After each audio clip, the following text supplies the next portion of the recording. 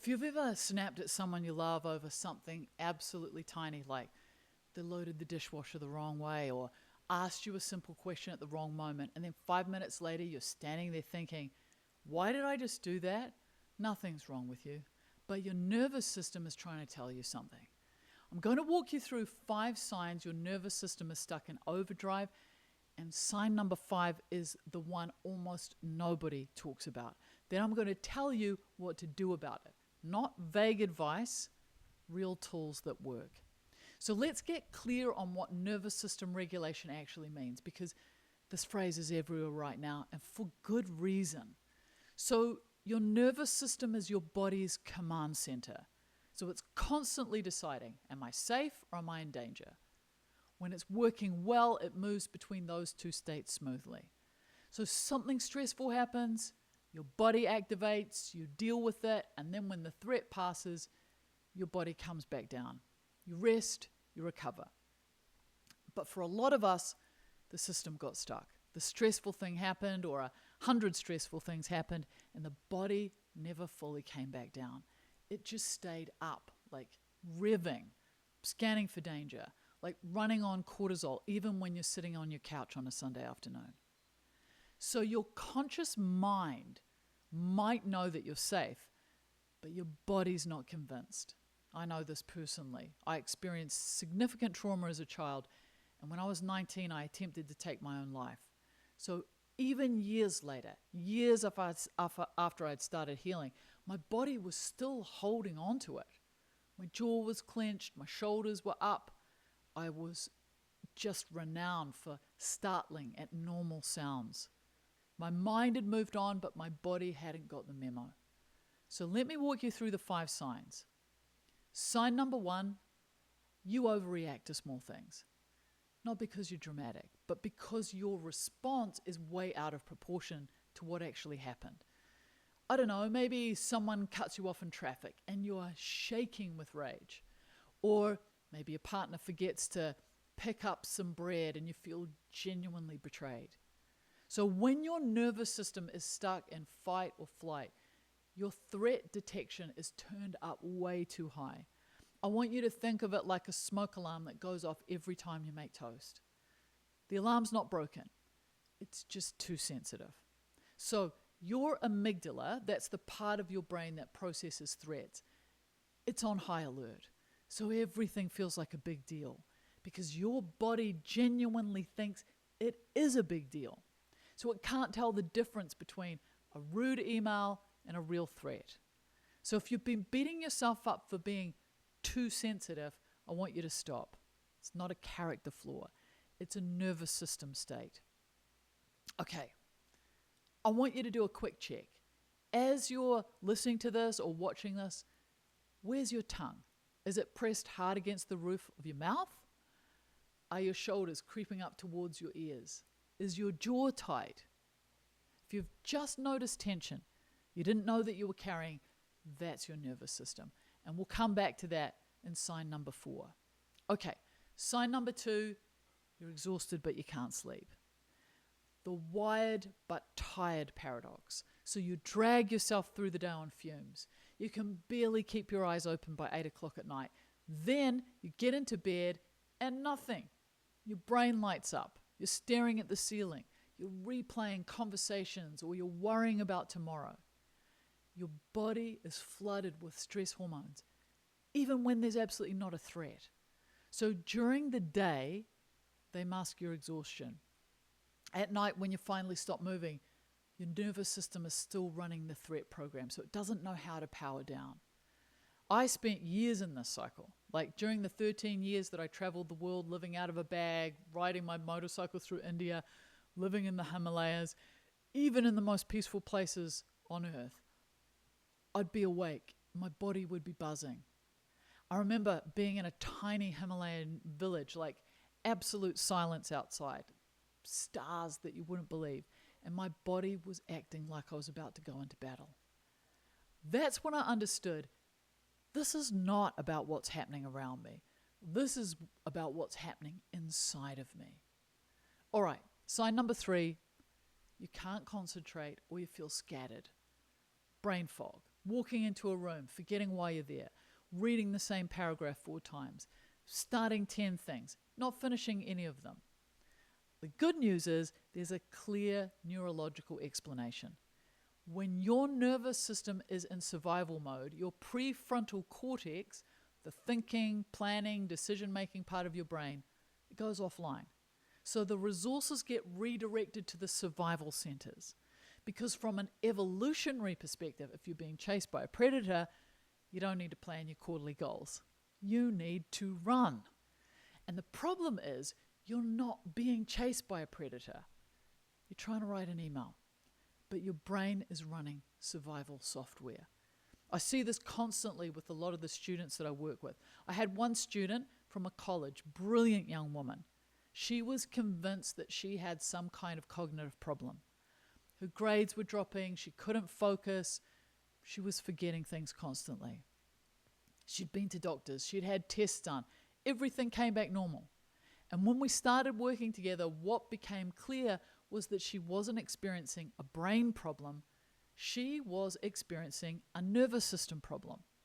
And once she understood that, once she started working with her nervous system instead of against her brain, everything shifted. All right, sign number 4, your body's holding tension that you didn't choose. So remember when I asked you to check your jaw just a little while ago?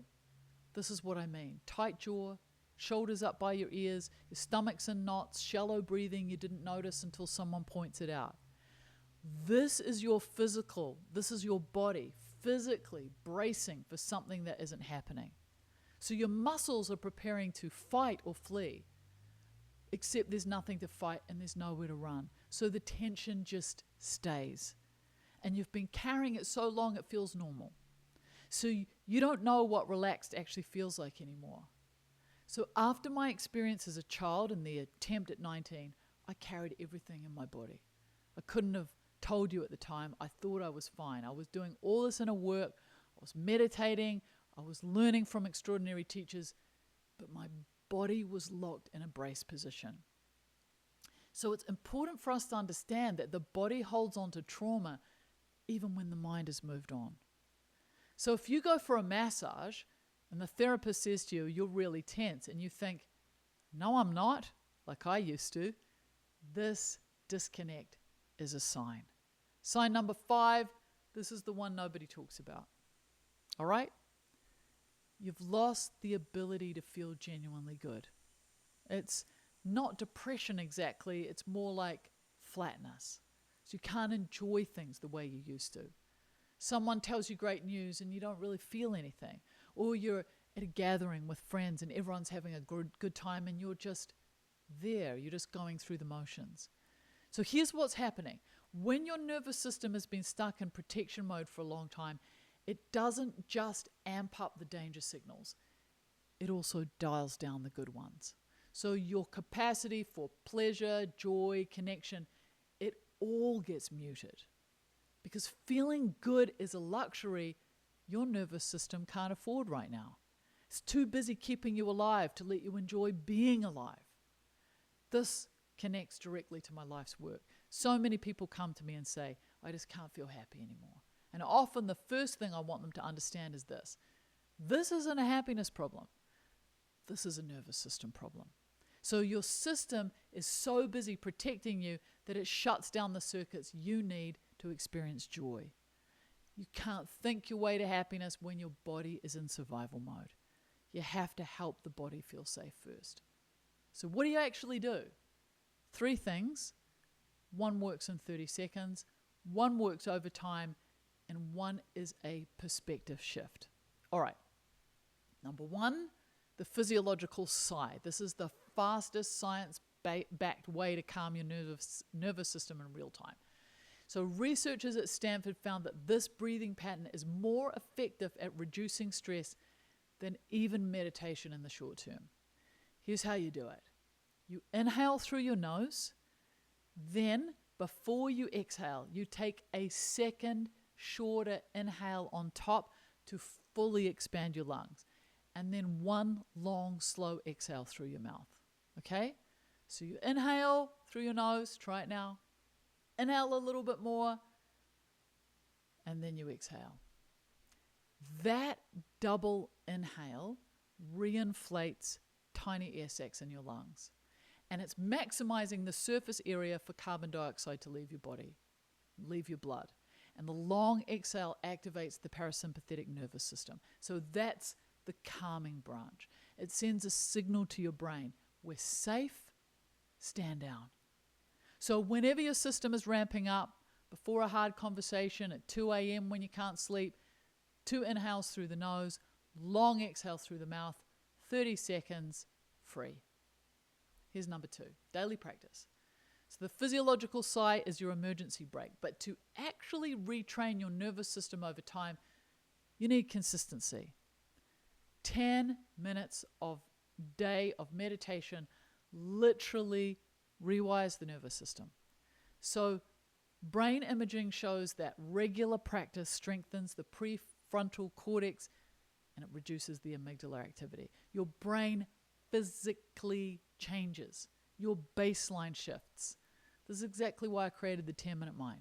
You don't need hours of meditation to see real change. 10 minutes, done consistently. The program's used in over 70 colleges and universities worldwide and a whole bunch of corporations by thousands of individual students, and the results are extraordinary. People going from chronic anxiety to actually feeling calm in their own skin. Not because they eliminated stress, but because they trained their nervous system to respond differently. So, if any of what I've described today sounds like your life, I encourage you to try it.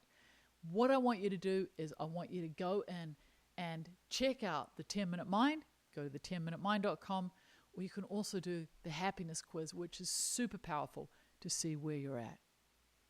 Number 3, the perspective shift. You don't need more discipline. You need more safety. So your nervous system isn't broken. It's doing exactly what it was designed to do. So if you experienced stress, trauma, chaos, your nervous system adapted to keep you alive. The hypervigilance, the insomnia, the reactivity, the tension, the emotional flatness, these are your body. This is your body saying, I'm trying to protect you. The work isn't to fight your nervous system, it's to teach it gently, patiently, consistently that you're safe now. I spent years fighting myself. I spent years thinking I was too anxious, too reactive, too broken. And the turning point wasn't some dramatic breakthrough. It was the quiet daily practice of showing my body it was safe, 10 minutes at a time. That took me from being a 19-year-old in a hospital in New Zealand, having tried to take my own life, to the life I live now, teaching this work around the world and being genuinely, consistently happy. Not because bad things stopped happening, but because my nervous system learned it didn't have to brace for impact every second of every day. So if even one of those 5 signs resonated, you're not broken. Your body's been working overtime to protect you, and it deserves some help. Start with the physiological sigh today. 2 inhales through the nose, long exhale through the mouth, and if you want to go deeper, the 10-minute mind and also the happiness quiz. They're in the description. Leave me a comment. Tell me which of these 5 signs hits home for you. I read every single one. I'll see you next time. As always, be kind, take care, go gently in the world.